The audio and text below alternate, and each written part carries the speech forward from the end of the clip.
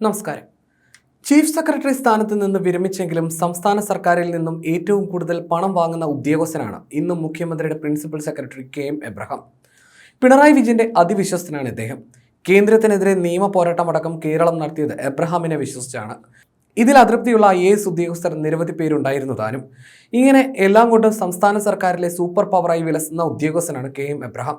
അദ്ദേഹത്തിനെതിരായിട്ടാണ് ഇപ്പോൾ CBI അന്വേഷണത്തിന് ഉത്തരവിട്ടിരിക്കുന്നത്. 2015 May 25-നാണ് അനധികൃത സ്വത്ത് സമ്പാദനം ആരോപിച്ച് പൊതുപ്രവർത്തകൻ ജോമോൻ പുത്തൻപുരയ്ക്കൽ നൽകിയ പരാതിയിൽ ഇപ്പോൾ ഉത്തരവ് വന്നിരിക്കുന്നത്. അനധികൃതമായി വൻ സമ്പാദ്യം ഇദ്ദേഹത്തിനുണ്ടെന്നായിരുന്നു ആരോപണം. മുംബൈയിലും തിരുവനന്തപുരത്തും യഥാക്രമം 3ഉം 1 കോടി രൂപ മൂല്യമുള്ള ഫ്ളാറ്റുകളും കൊല്ലത്ത് 8 കോടി രൂപ മൂല്യമുള്ള ഷോപ്പിംഗ് മാളുമുണ്ട്. സിവിൽ സർവീസ് ഉദ്യോഗസ്ഥരുടെ പെരുമാറ്റച്ചട്ടപ്രകാരം വർഷം തോറും ചീഫ് സെക്രട്ടറിക്ക് നൽകേണ്ട സാമ്പത്തിക ആസ്തി സംബന്ധിച്ച സ്റ്റേറ്റ്മെന്റ് നൽകിയിട്ടില്ല.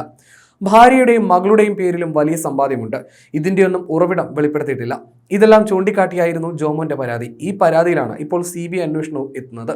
എബ്രഹാം ധനവകുപ്പ് അഡീഷണൽ ചീഫ് സെക്രട്ടറി ആയിരിക്കെയായിരുന്നു ആരോപണം ഉയർന്നത്. 2015 മെയ് 25-നാണ് അനധികൃത സ്വത്ത് സമ്പാദനം ആരോപിച്ച് പൊതുപ്രവർത്തകൻ ജോമോൻ പുത്തൻപുരയ്ക്കൽ അന്നത്തെ മുഖ്യമന്ത്രി ഉമ്മൻചാണ്ടിക്കും വിജിലൻസിനും ആദ്യം പരാതി നൽകിയത്. വിജിലൻസിന്റെ ത്വരിത പരിശോധനയിൽ കോടതി KM എബ്രഹാമിന് ക്ലീൻ ചീറ്റ് നൽകിയതോടെ ജോമോൻ ഹൈക്കോടതിയിലെത്തി.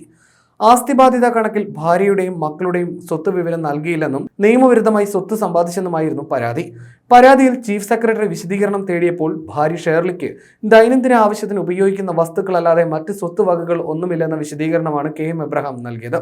ഇതിനു പിന്നാലെ ജോമോൻ വിജിലൻസ് കോടതിയിൽ നൽകിയ പരാതിയിൽ 2016 സെപ്റ്റംബർ 7-ന് തിരുവനന്തപുരം കോടതി KM എബ്രഹാമിനെതിരെ ത്വരിത അന്വേഷണത്തിന് ഉത്തരവിട്ടു.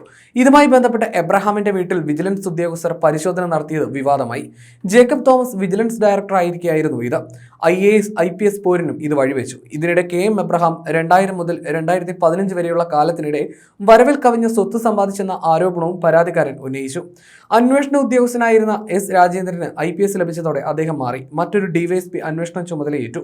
പരാതിയിൽ കഴമ്പില്ലെന്നായിരുന്നു വിജിലൻസിന്റെ കണ്ടെത്തൽ. തുടർന്ന് കേസ് എഴുതിത്തള്ളാൻ റിപ്പോർട്ട് നൽകുകയും കോടതി അത് അംഗീകരിക്കുകയും ചെയ്തു.